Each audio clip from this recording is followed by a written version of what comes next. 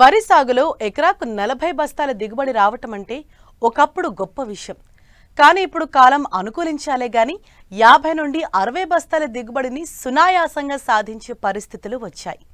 గత దశాబ్ద కాలంగా పరిశోధనల్లోని ప్రగతి, నూతన వరి వంగడాల రూపకల్పనకు శాస్త్రవేత్తలు చేస్తున్న కృషి వల్ల సాగు ఆశాజనకంగా కనిపిస్తోంది. తెలుగు రాష్ట్రాల్లో ఏటా కొత్త వంగడాలు విడుదలవుతున్నాయి. తెలంగాణలో మరికొన్ని వరి వంగడాలు విడుదలకు సిద్ధమవుతున్నాయి. 2-3 ఏళ్ల పాటు చిరు సంచుల ప్రదర్శనలో రైతుల ఆదరణ పొందిన ఈ నూతన వరి వంగడాల గురించి ఇప్పుడు తెలుసుకుందాం.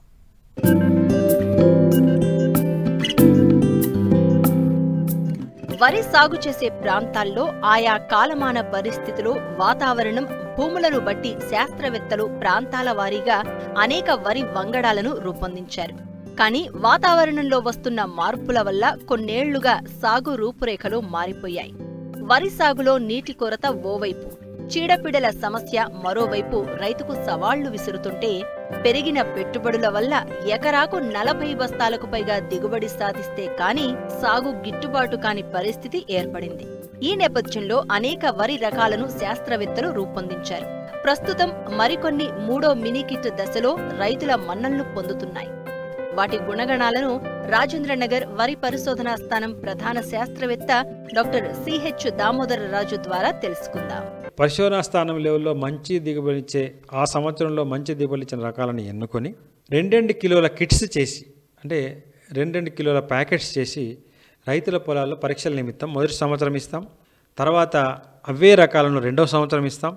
తర్వాత అవే రకాలను 3వ సీజన్లో కూడా ఇస్తాం అన్నమాట. 3 సీజన్లు చూసిన తర్వాత మనము బాగా ఉన్నట్లయితే ఆ రకాలను విడుదలకు సిఫార్సు చేయడం జరుగుతుంది.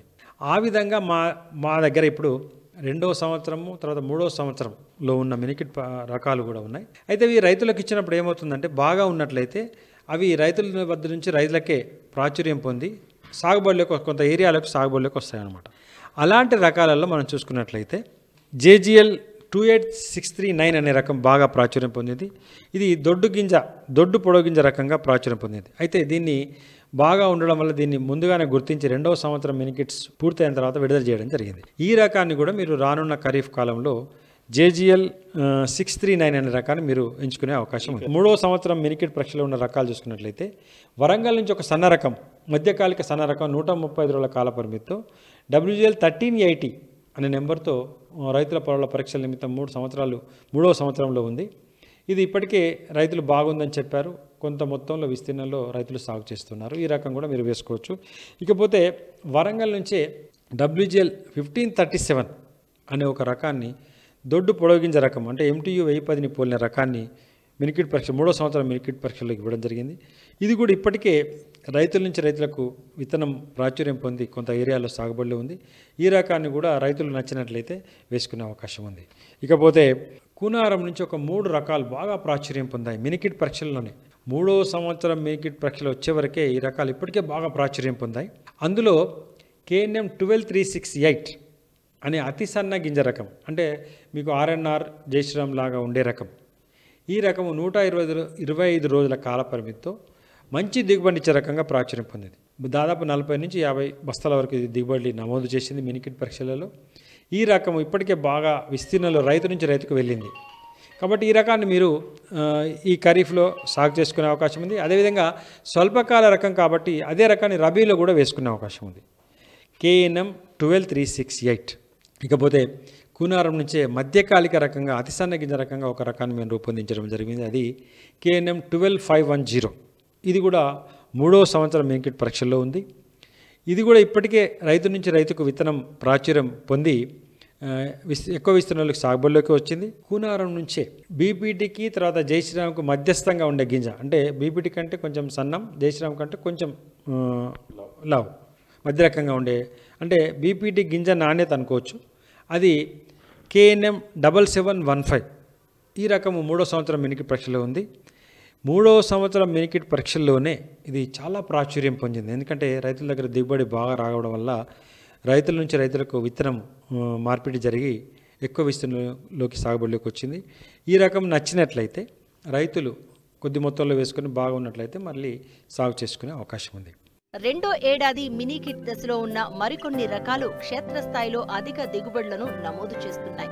దీంతో రైతు నుండి రైతులకు విత్తనం విస్తరించింది. మరి ఆ రకాలు, వాటి గుణగణాలేంటో ఇప్పుడు చూద్దాం. ఇవే కాకుండా రెండవ సంవత్సరం మినీ కిట్ పరీక్షలో ఉన్న కొన్ని అతి సన్న గింజ రకాలు మనము రైతుల పొలాల్లో కూనారం నుంచి కూనారం 12472 KNM 12472 అనే నెంబర్తోని ఇప్పుడు రెండో సంవత్సరం మినీ కిట్ పరీక్షల్లో ఉంది. అది 150 రోజుల కాలపరిమితితో సాంబా మసూరి గింజ నాణ్యతతో, సాంబా మసూరి అన్నం నాణ్యతతో వివిధ పురుగులను తెగులను తట్టుకునే విధంగా అధిక దిగుబడిని ఇచ్చే విధంగా ఈ రకాన్ని రూపొందించడం జరిగింది.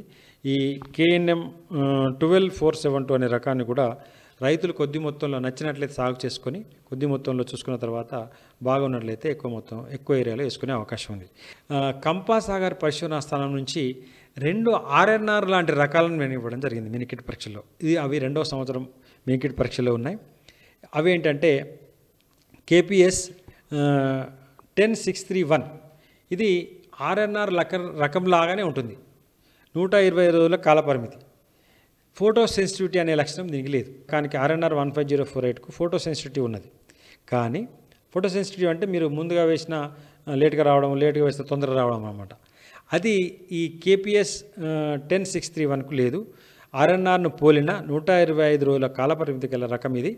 ఈ రకము రెండవ సంవత్సరం మినీ కిట్ పరీక్షలో ఉంది. రైతులు కొద్ది మొత్తంలో వేసుకొని బాగా ఉన్నట్లయితే ఎక్కువ విస్తీర్ణంలో సాగు చేసుకోవచ్చు. ఇది కొంతవరకు మీకు తెగులను పురుగులను కూడా తట్టుకుంటుంది అన్నమాట. ఇకపోతే ఇంకొక రకము KPS 10642 అనే రకము 135 రోజుల కాలపరిమితితో అతి సన్న గింజ రకంగా మేము ఇవ్వడం జరిగింది. సేమ్ RNRని పోలి ఉంటుంది. తర్వాత ఇది మీకు ఈ మిర్యాలగూడ ప్రాంతంలో, తర్వాత నల్గొండ జిల్లాలో బాగా అనుకూలంగా ఉంటుంది. తర్వాత రాష్ట్రం మొత్తం కూడా అతి సన్న గింజ మధ్యకాలిక రకంగా ఈ రకాన్ని ఎన్నుకో